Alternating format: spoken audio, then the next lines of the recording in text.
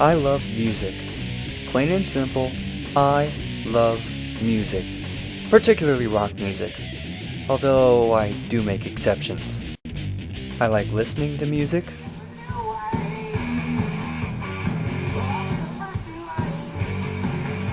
Playing music.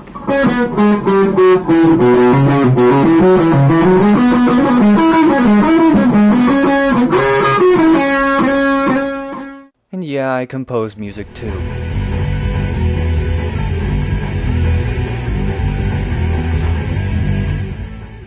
So it's not really much of a surprise that I'm a fan of the Guitar Hero series. I'm not particularly good at it, I can't pass through a lot of expert songs, but I love it nonetheless. In fact, Guitar Hero had a lot to do with my learning how to play regular guitar in the first place.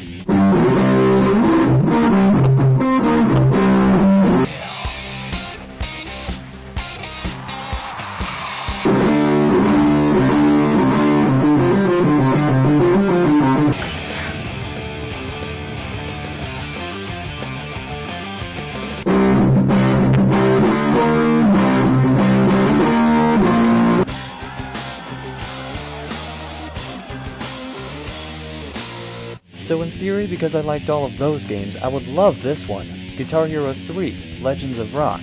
Their advertisements sold me on this one, and they always have in the past. Hey! Do you want to think you can play guitar? Try Guitar Hero! Music for real men! Music! You'll be so addicted, guitar! You'll think you can play one! You might become a douchebag! People will see you playing Guitar Hero with your back to the screen and think you're a douchebag! You'll play it like a douchebag, and then you'll get 100% and be deported back to douchebag!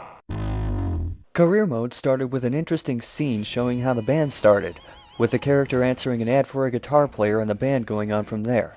You'll also notice the different progressions of the game are titled by where the band currently stands, instead of titles like Face Melters and Crotch Gobblers.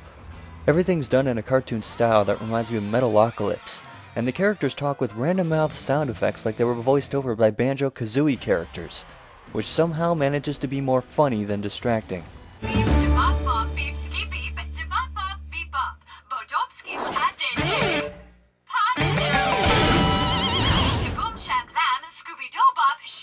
You never see what the guitar character looks like even in group shots.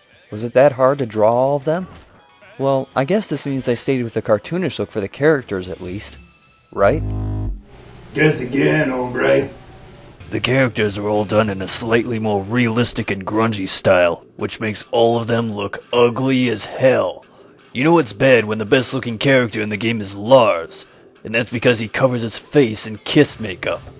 You'll also find out that Pandora and Clive Winston are not in this game, leaving out two key representatives of rock if you don't count Xavier Stone.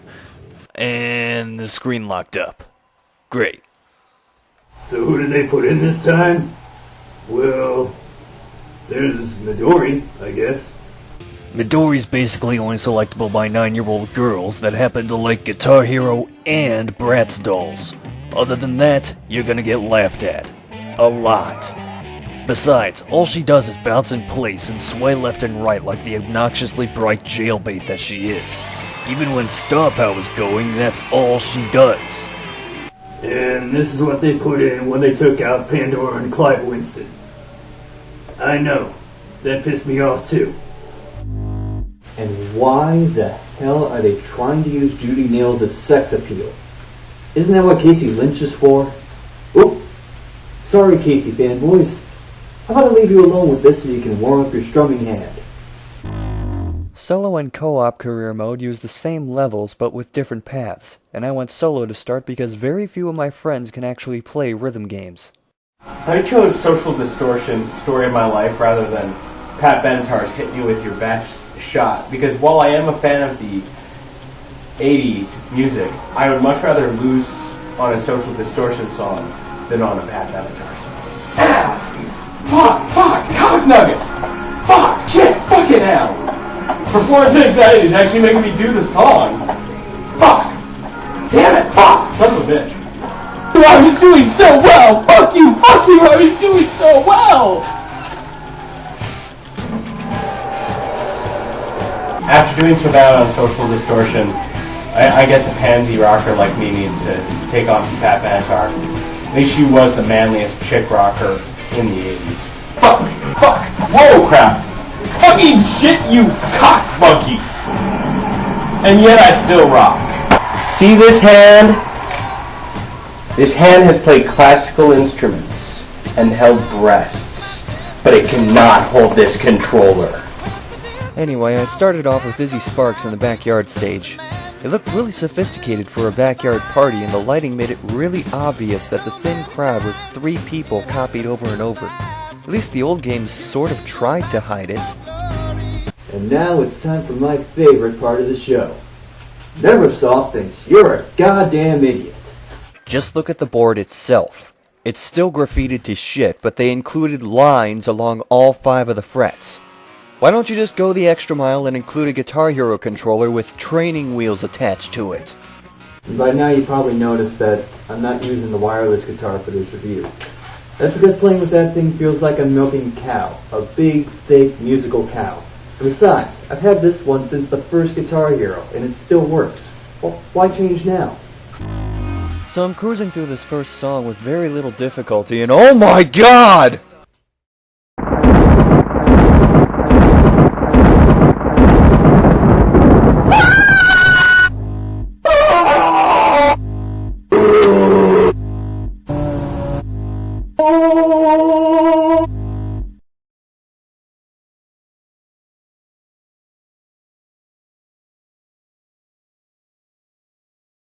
As ugly as the selectable characters were, the band members were the worst. This is not a PS2 graphics issue, it's an across-the-board character model issue. And it wouldn't have been as noticeable if the view didn't switch between all of them constantly. The different shots of everybody make it feel more like you're watching a music video than playing at a concert. For a game that was going for the latter, this does not bode well. The characters may move more, but they look stiff and robotic, especially the drummer. Sure, he does more than keep the beat in this game, but it actually makes him less believable in the process. That, however, is not the overarching issue. The overarching issue here is that for a game with Guitar Hero as the title, this game focuses the least on guitars out of the whole series. Perhaps it's been influenced by fellow music gaming competitor Rock Band in this fashion. Or perhaps it's because the series is selling out a little bit. Really, if you look back at the different levels of the game, you'll probably notice some product placement of some kind. After playing through career mode the first time on medium, I felt like picking up some Zildjian cymbals from Guitar Center in my new Pontiac, and then going to the store for some Red Bull before I finally... We get to the most important part of this, please. You know, the music. Alright, fine. Let's talk about star power. The star power gauge has been changed to a series of lights, making it more difficult to tell how much exactly you have, and it doesn't help that they flicker either. Oh well, at least the star power ready message keeps popping up. That reminds me, you'll see a box pop up in the lower left which counts how many notes you hit in a row. Now that's fine, but it also flashes messages on the screen for every 50 notes in a row that you hit. Congratulations, Guitar Hero, you are taking tips on how to make a music game from Dance Dance Revolution. Okay! Show me your performance! The star power moves have been really toned down since the last Guitar Hero. Take for example Axel, who thinks he's in marching band. Thank you, Axel.